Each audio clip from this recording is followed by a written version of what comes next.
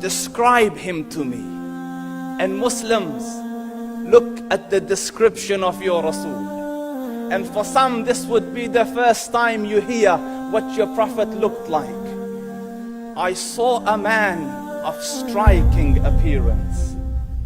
ظاهر الوضاء أبلج الوجه, radiant face, حسن الخلق, beautifully created. لم تعبه الثجلة, his belly wasn't protruding.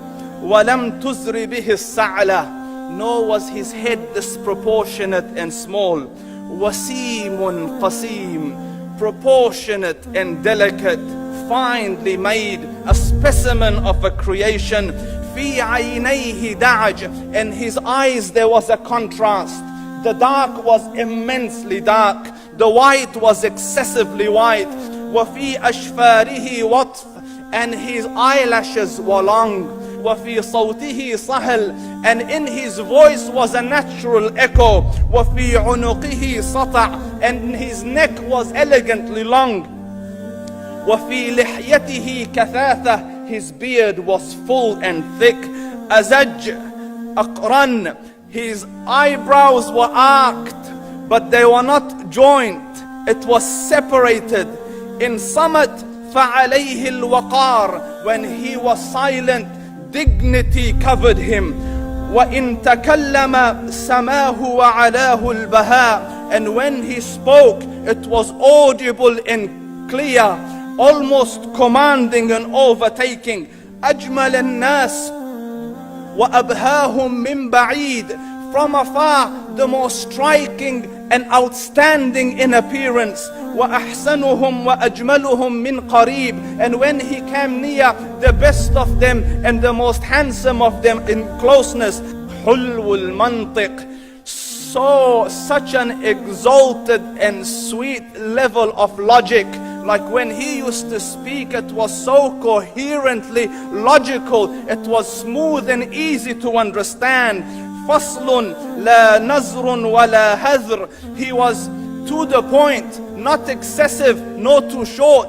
كأن منطقه خرزات نظم يتحدرن, his logic, his utterances, his words were like jewels coming out of a necklace, calculated, polished, one after the other, it would flow magically. ربعة, he was medium in height. Your eye didn't have to strain to look up at him, nor was it tedious to look down at him. He was a comfortable sight to look at. له رفقاء يحفون به, he had friends, the people that were with him, they were working around him to try to serve and protect him. إن قال سمعوا لقوله, when he used to say something, they used to hearken to what he used to say. وإن أمر تبادروا إلى أمره, when he commanded, they used to compete to fulfill the command. This is Muhammad Rasulullah. This is Muhammad Rasulullah. Anas ibn Malik says, he says, I came out one night, it was the full moon night.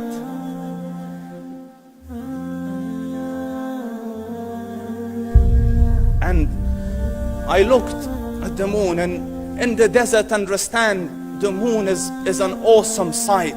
It is smooth, it is radiant, it is clear, it is gentle compared to the scorching sun at which they are used to.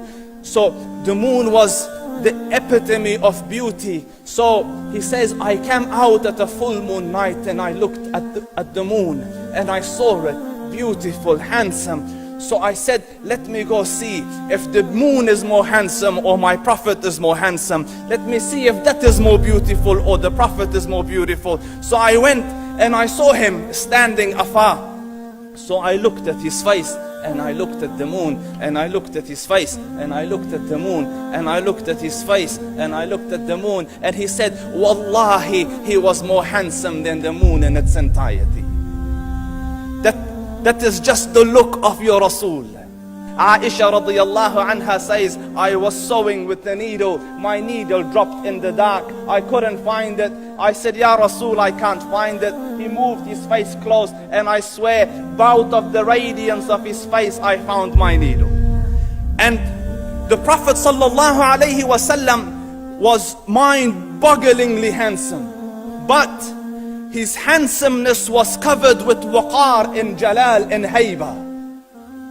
The Sahaba say, when we used to sit at his feet, two feelings conflicting would come on the heart. The first one, you wanted to look at him. You wanted to behold the majesty of his face. And when you wanted to look up, shyness used to overtake you, so you used to look down. Amr ibn al-As says, I sat with him many times, but if you ask me to describe his face, I can't describe it. I wouldn't be able to look up to him ijlalan wa ta'zeeman. I couldn't look up at him. And that is why he didn't have the problems that Yusuf alayhi salam had. Because it was difficult to penetrate the awe and the splendor of the Rasul.